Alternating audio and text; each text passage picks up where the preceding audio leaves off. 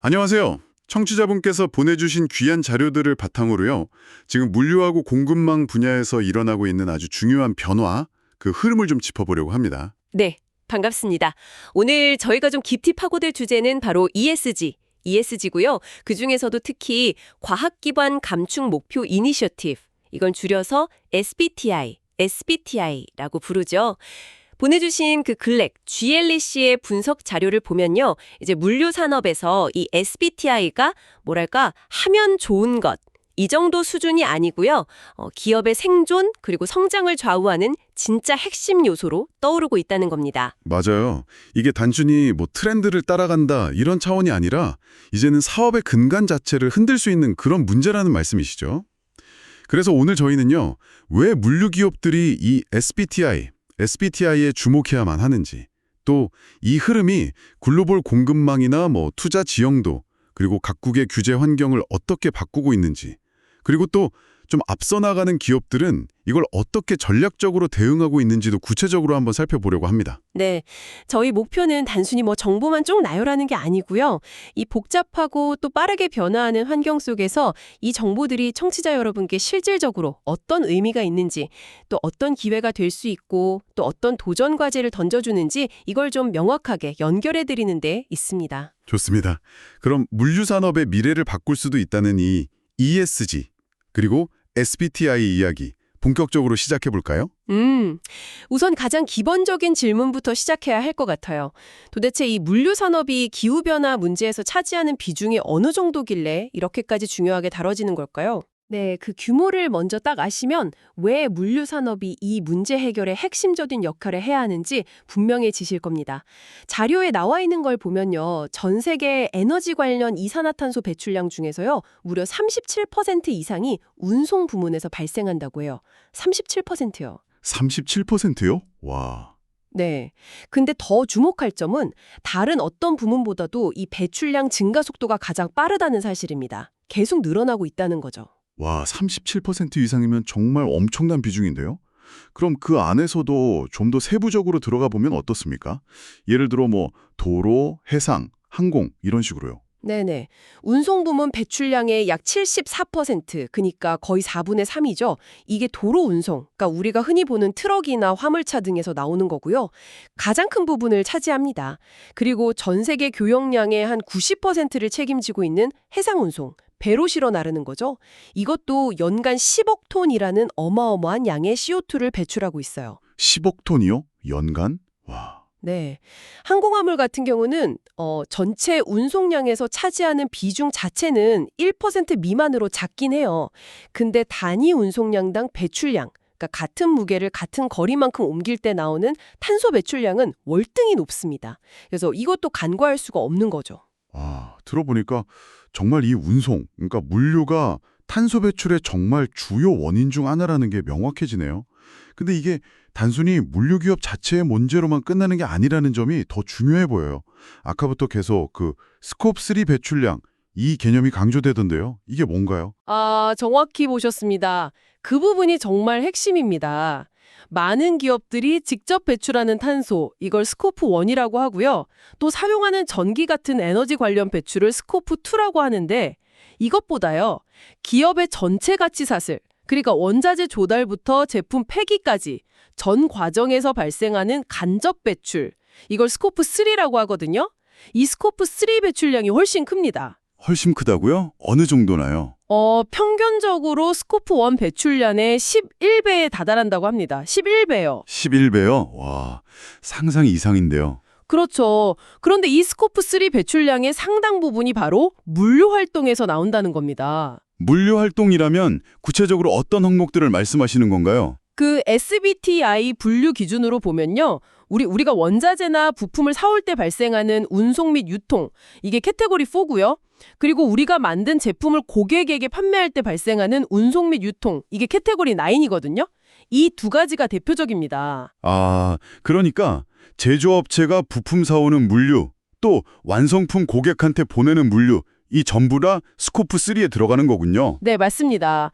이게 단순히 숫자가 크다는 걸 넘어서요. 이제 물류기업의 운명이 고객사, 그리고 화주기업의 탄소 발자국 관리랑 직접적으로 연결된다는 의미예요.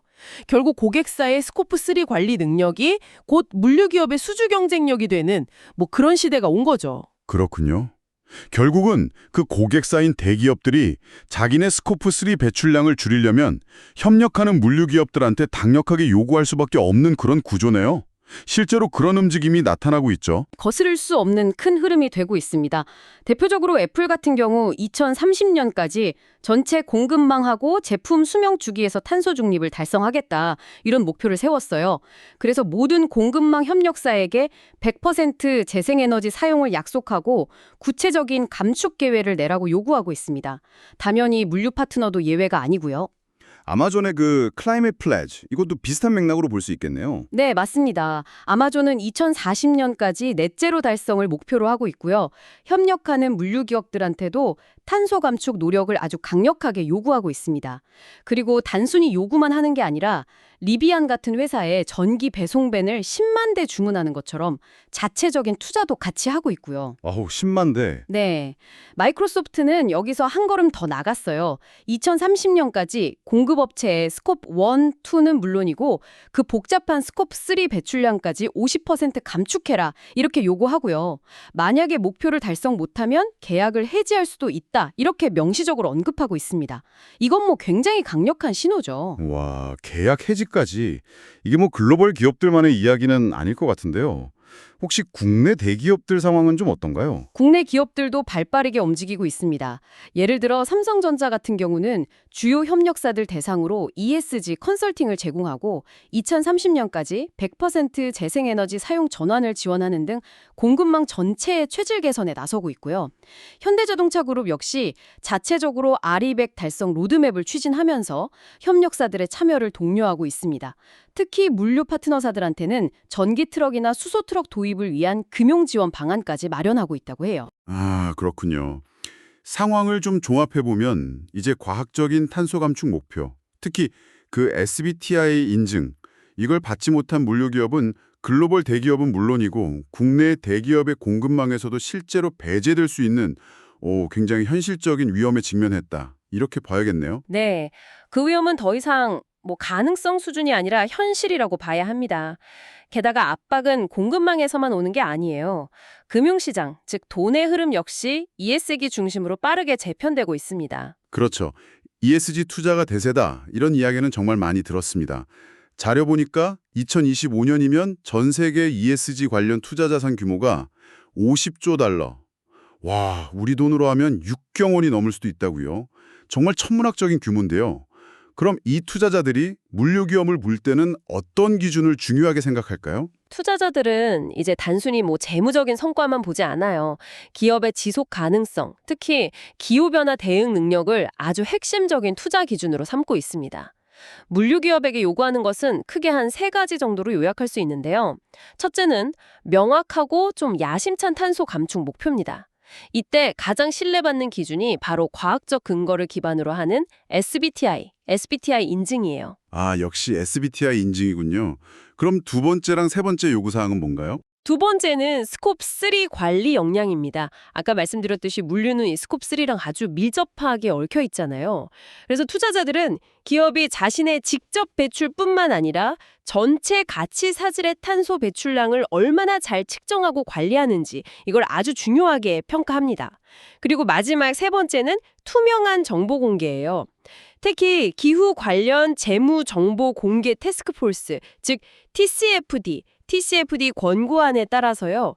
기후 변화가 기업의 재무 상태에 미칠 수 있는 리스크나 기회 요인을 구체적으로 분석하고 공시해라. 이걸 요구하고 있습니다. 이런 요구에 부응하기 위해서 물류산업 안에서도 자체적인 움직임 같은 게 있나요? 물류 특화 펀드 같은 것도 언급이 됐던 것 같은데요. 네, 아주 흥미로운 움직임들이 나타나고 있어요. 예를 들면 글로벌 물류 기업인 DSV는 1,000억 유로 규모의 그린 로지스틱 펀드를 만들었어요.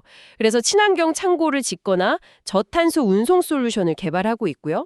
또 해운사 머스크는 자체적으로 그린 파이낸스 프레임워크라는 걸 만들고 녹색 채권을 발행해서 그렇게 조달한 자금으로 메탄올 추진선 같은 저탄소 선박을 도입하는 데 활용하고 있습니다. 직접 펀드나 프레임워크까지 만드는군요. 네, 이런 노력이 실질적인 혜택으로도 이어지는데요. 실제로 SBTI 목표를 수립하고 적극적으로 추진하는 물류 기업은 그렇지 않은 기업에 비해 자금 조달할 때 금리를 0.5%에서 1%포인트까지 낮출 수 있다는 분석 결과도 있습니다. 이건 상당한 비용 절감 효과죠. 와, 0.5에서 1% 피면 정말 크네요. 자, 그럼 공급망에서의 요구, 투자자들의 압박에 이어서 이제 규제라는 또 다른 거대한 파도가 밀려오고 있다 이렇게 봐야겠군요. 특히 유럽연합, EU의 움직임이 정말 예사롭지 않다고 들었습니다. 2026년부터 본격 시행될 그 탄소 국경 조정제도, CBAM, 이게 대표적인 예시겠죠? 네, 맞습니다. CBAM은 EU로 수입되는 철강, 알루미늄, 시멘트, 비료, 전기, 수소 이렇게 6개 품목에 대해서 생산 과정에서 발생한 탄소 배출량만큼 비용을 부과하는 제도인데요. 여기서 핵심은 이 배출량 산정에 제품 생산 과정뿐만 아니라 관련된 물류 운송 과정에서의 배출량까지 포함될 수 있다는 점입니다. 아직 초기 단계라 명확한 가이드라인이 계속 업데이트되고는 있지만 물류 기업에게도 직접적인 영향을 미칠 가능성이 매우 크다고 봐야죠. 그런데 이 CBAM하고 SBTI 사이에 좀 흥미로운 연결고리가 있다고요? 네, 그렇습니다. EU에서는요, SBTI처럼 국제적으로 인정받는 탄소 감축 목표나 검증 체계를 갖춘 기업에 대해서는 이 CBAM 관련 증빙 절차를 좀 간소화해주거나 일부 의무를 면제해주는 방안을 검토하고 있습니다. 다시 말하면 SBTI 인증이 규제 대응력을 높이는 일종의 패스트트랙 같은 역할을 할 수 있다는 의미입니다. 오, 그렇군요. CBAM 외에 또 주목해야 할 EU 규제가 있을까요? 네, 기업 지속 가능성 실사 지침 CSDD라는 것도 중요합니다. 이건 일정 규모 이상의 기업들한테요, 자체 운영뿐만 아니라 전체 공급망에 걸쳐서 환경이나 인권 관련 실사를 수행하고 만약 부정적인 영향이 발견되면 그걸 예방하고 완화할 의무를 부과하는 법안입니다.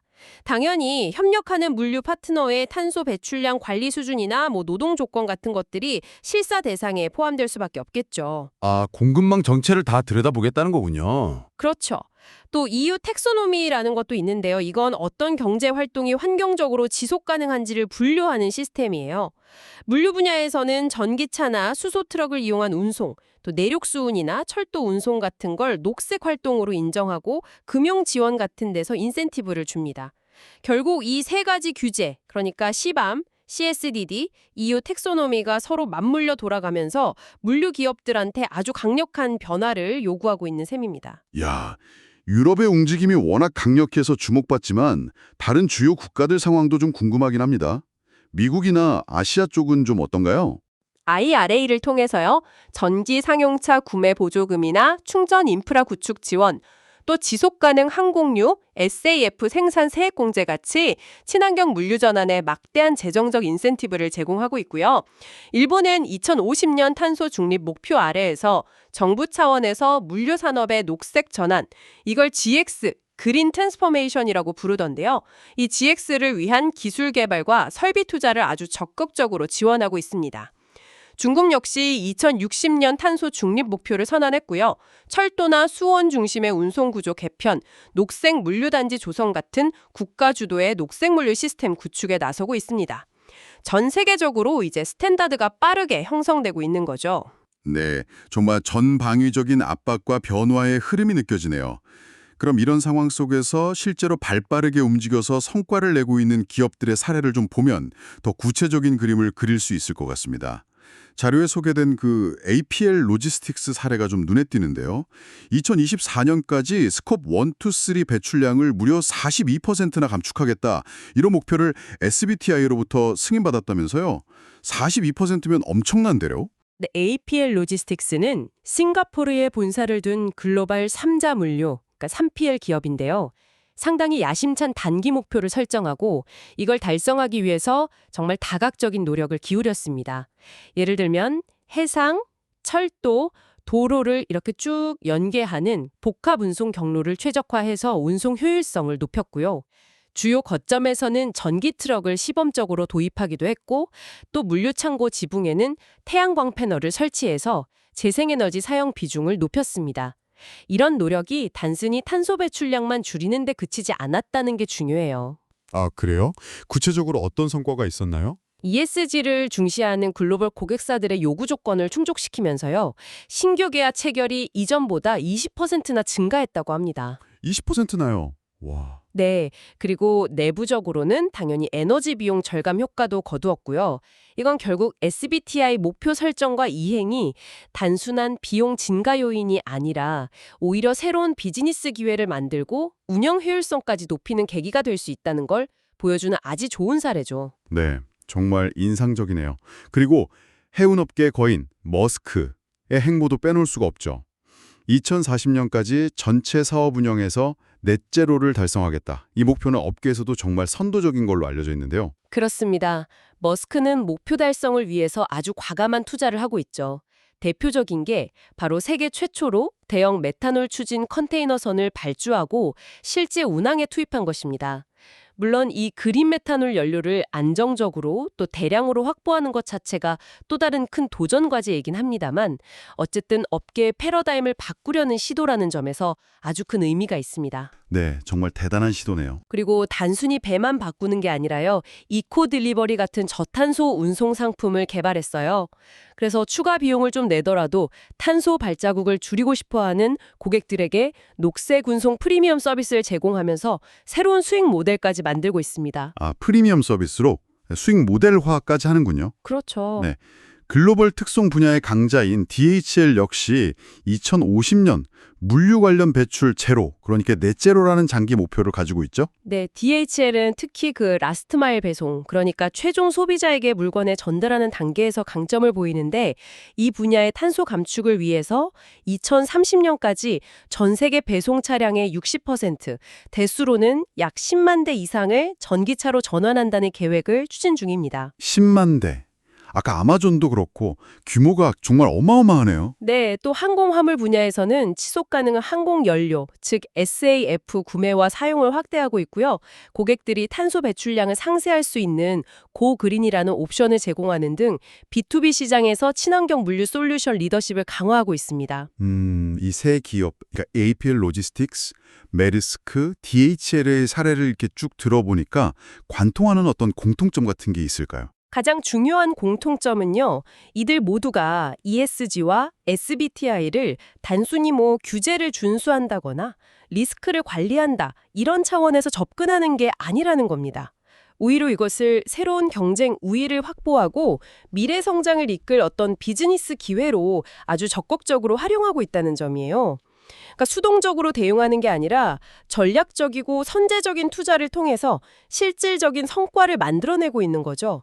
이게 바로 다른 물류 기업들이 주목해야 할 부분이라고 생각합니다. 네, 기회로 활용한다. 그렇다면 이제 막 이 중요성을 좀 인지하고 변화를 모색하기 시작한 물류 기업들은 구체적으로 어떤 단계를 밟아 나가야 할까요?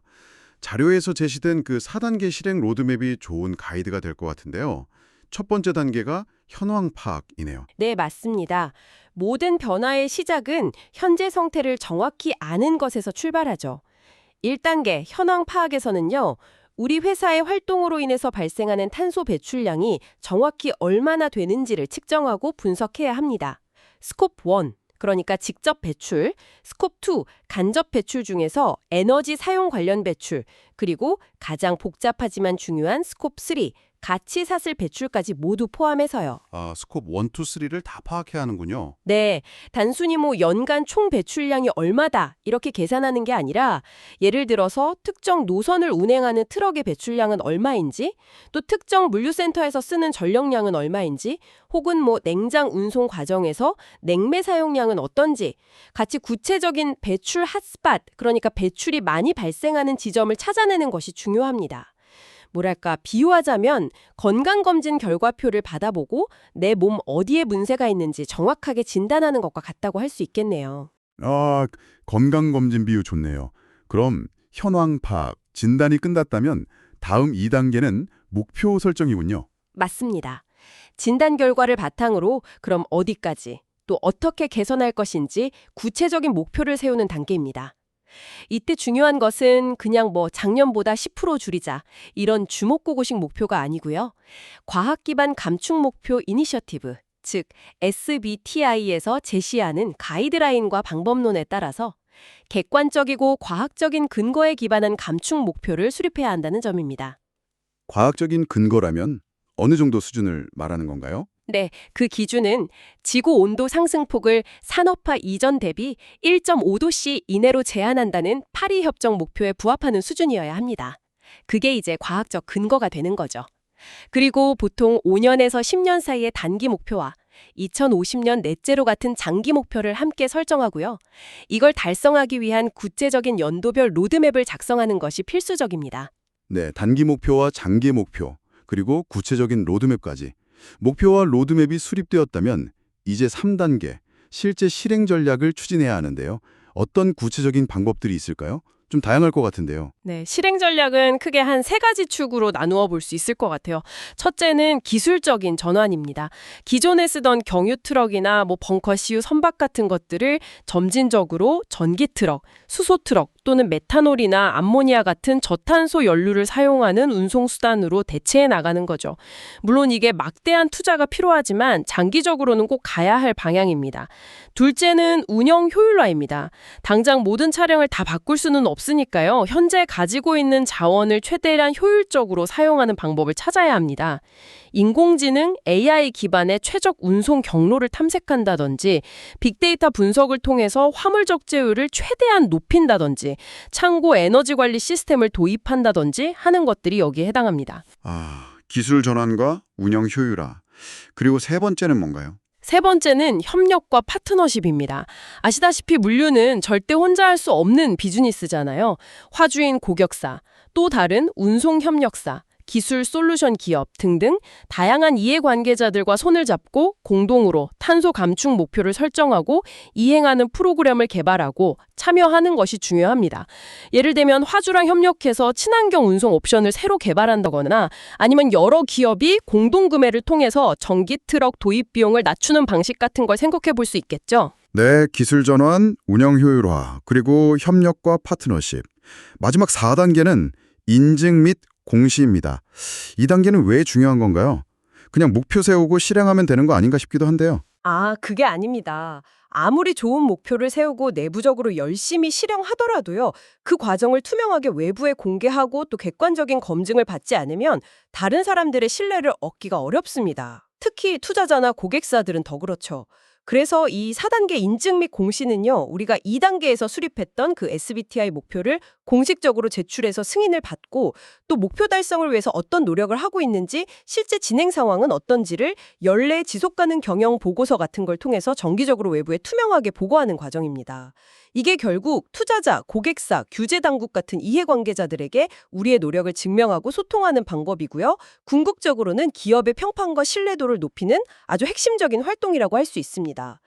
이때 GRI나 TCFD 같은 글로벌 공시 기준을 따르는 것도 중요하고요. 네, 4단계 로드맵까지 쭉 듣고 나니까 이제 물류 기업들이 무엇을 해야 할지 좀 더 명확해지는 것 같습니다. 오늘 저희가 함께 살펴본 내용을 좀 정리해 보면요. 물류 산업에게 이 SBTi를 중심으로 한 ESG 경영은 더 이상 선택사항이 아니라 기업의 지속 가능한 성장을 위한 필수 불가결한 요소가 되었다. 이런 거네요. 네, 그렇습니다. 정리하자면 공급망 파트너들의 강력한 요구, 또 ESG를 중시하는 투자자들의 높아진 기대 수준, 그리고 전 세계적으로 강화되고 있는 환경 규제, 이 3가지 거대한 파도가 동시에 밀려오고 있는 상황입니다. 이 변화의 흐름에 제대로 올라타지 못하면 뒤처지거나 심지어는 도태될 수도 있는 그런 상황인 거죠.